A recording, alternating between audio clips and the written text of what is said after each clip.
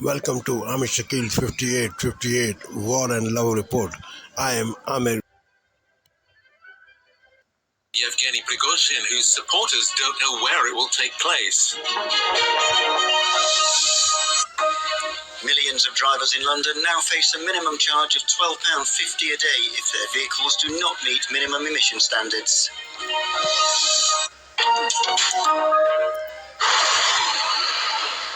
A private funeral has taken place for the Wagner Group boss Yevgeny Prigozhin, who died in a plane crash last week. A statement from Wagner said those who want to say goodbye to him can visit the Poroskove cemetery. Details were kept secret, but President Putin earlier said he would not attend. Без них у нас на фронте было все очень плохо. И поэтому мы, конечно, сейчас всем скорбим. Это такая утрата. Для нас для меня лично герой, который пример для русских людей, которые переживают за свою страну. Some media reports suggested the funeral might have happened at the cemetery in St. Petersburg, prompting Wagner supporters to gather there. As a bearer of the title Hero of Russia, Prigozhin was due to be buried with special honors, but the government didn't confirm whether this happened. Polls suggest over 80% of Russians approve of Vladimir Putin's presidency, a figure which hasn't changed much since the Wagner mutiny in June. And analysts say Putin's reaction to it is a signal to the elites. С одной стороны, да, он выступил с довольно однозначной такой позицией, а затем поехал и начал встречаться с людьми, чего давно не было, да, когда вот он на Северном Кавказе пошел в народ. Я думаю, что вот это как раз было сделано для элит, чтобы элиты не забывали кто нравится. Experts suggest the death of Yevgeny Prigozhin is likely to harden Putin's grip on power and that Wagner's role will be overtaken by the state. So, right now, if we're looking at what's happening at the front line, there is not that much need for Wagner to be there. Ministry of Defense has been largely holding the front. If we had some kind of massive, sudden Ukrainian breakthrough, then Wagner might be needed. So now Putin has to demonstrate that there is no possibility to sign a deal with Putin. You will be killed anyway if you protest. He needs to kill his officers to maintain order in his own inner circle, and he got rid of one more or less capable commander and remained with incapable commanders. None of these three characteristics of these outcomes of the event are good for Putin. You can get rid of Prigozhin or Utkin, his commanding officer, but you cannot get rid of this attitude in Russia praising violence and calling for more violence, more unlimited violence, and knowingly calling for war crimes. Crowds gather outside a high court in Pakistan as the corruption charge of former Prime Minister Imran Khan was suspended. Khan has been in prison since he was convicted earlier this month for allegedly failing to disclose that he sold state gifts he received while in office.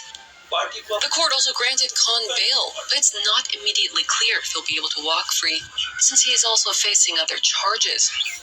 Khan was ousted from power through a no-confidence vote in parliament last year.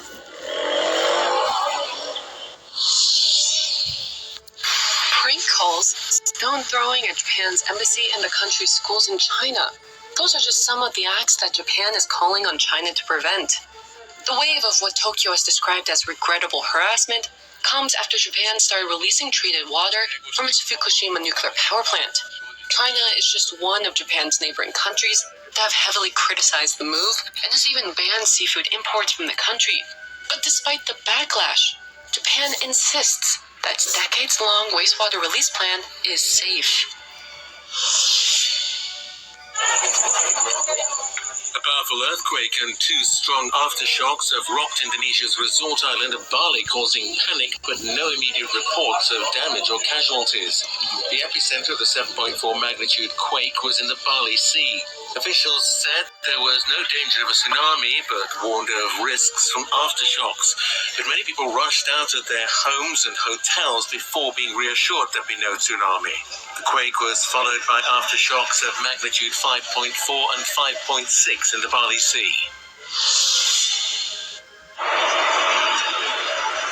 The first criminal trial of former US President Donald Trump will begin in Washington, D.C. on March the 4th, 2024. He's being prosecuted there on charges of attempting to overturn the 2020 presidential elections. But despite facing multiple civil and criminal charges, Trump remains the favorite to become the Republican Party candidate in next year's presidential elections. If the judicial timeline is met, Trump's electoral journey would step into uncharted territory leading up to next year's poll. There is a chance that he could be convicted of one of these alleged crimes or one of these indictments, but not likely that he'd go to jail. But if he does, in that odd hypothetical, he could still run for office. The former president also faces charges in Georgia, where he's accused of conspiring to alter the election outcome in the state, allegedly with the assistance of several individuals from his inner circle. As yet, no date has been set for the case, but it could be pivotal for Trump's fate. Everything hinges on the distinction between a federal and a state crime. This should never happen. He cannot pardon himself over a state charge. Legal experts don't think he can pardon himself over a federal case, but they're still debating that.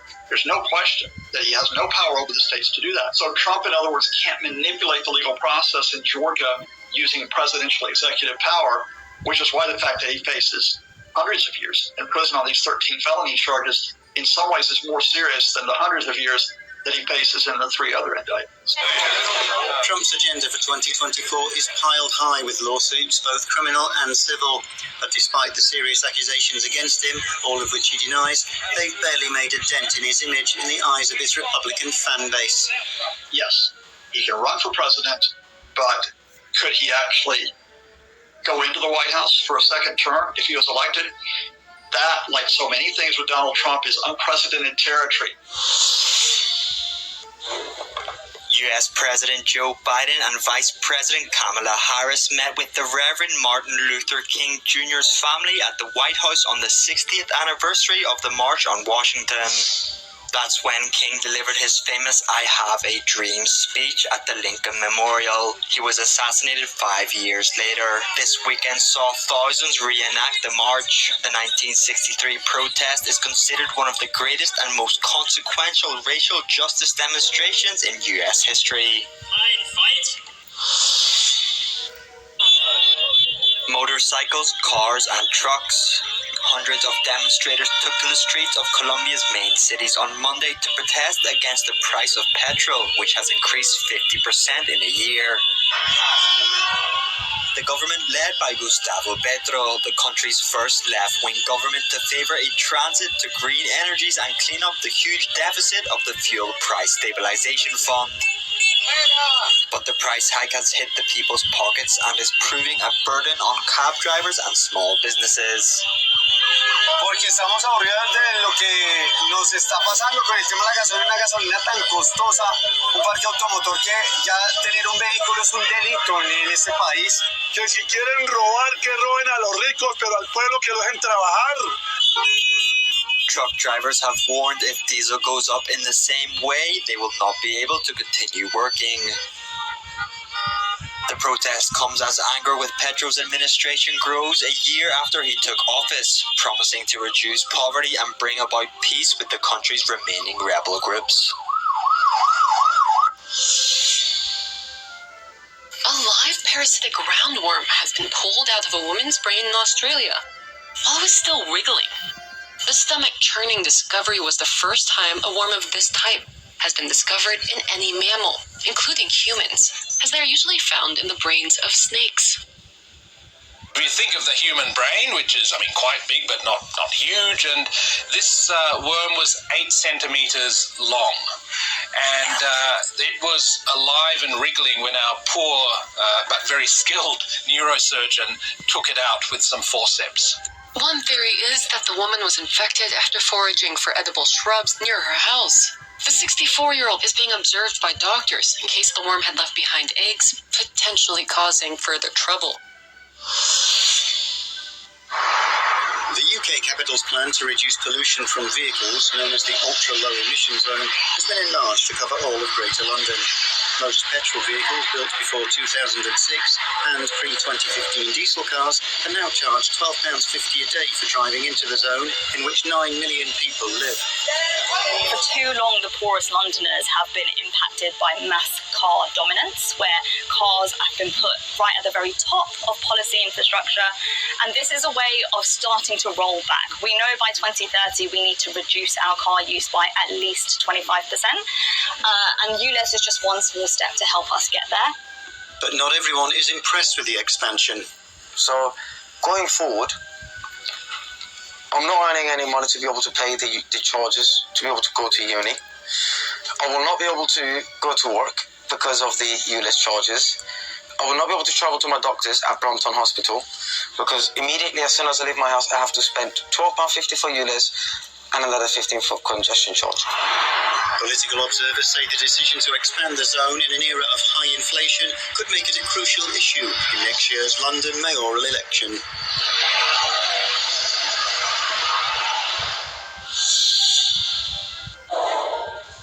An 11-meter hand-carved totem pole, which was taken from a Canadian First Nation community nearly a century ago, has been blessed in a spiritual ceremony ahead of its return to its place of origin.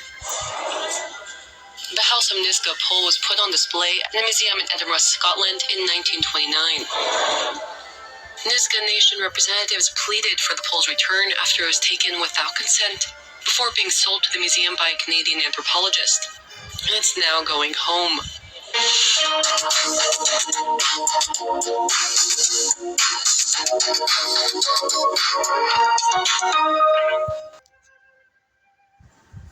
Thank you for watching and privilege of your time. This is Amir Shakil 5858. I am Amir Goodman. Have a good life.